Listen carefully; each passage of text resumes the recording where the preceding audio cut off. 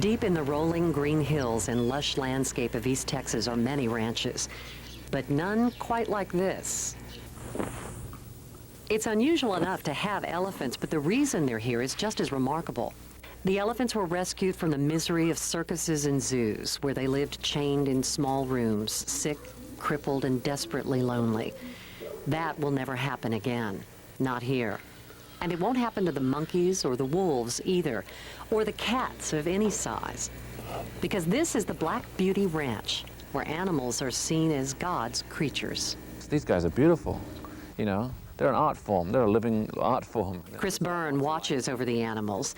There's no hunting here, but it isn't a zoo, and it isn't one of those safari tourist places. And it isn't a farm either, although there are farm animals. The difference is that these hogs and cattle will never be slaughtered. Just a baby. The horses will never be ridden or trained. They just live here. And that is the whole point of the Black Beauty Ranch. There are people that want to see animals just be animals. That appreciation of the wildlife just for what it is, how it is, and just let it be doing its thing. The animals come from all over with sad stories, like this mule that was found tied to a tree, left to starve, so hungry it had eaten the bark off the tree. Peg was the ranch's first resident. Legend has it she came limping down the road 19 years ago, a steel trap on her leg. Wild horses from government land were shot from helicopters until the ranch stepped in and brought them here.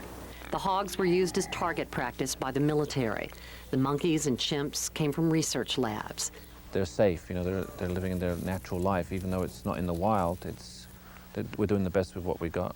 The ranch was the dream of Cleveland Amory, an author who as a boy was inspired by the book Black Beauty, the story of an abused horse who at long last finds a loving home. Posted at the gate are the last lines of the book. I have nothing to fear, and here my story ends. My troubles are all over, and I am at home. Cleveland Amory will soon be at home here, too. He died last month in his home in New York. His ashes are being brought to the ranch.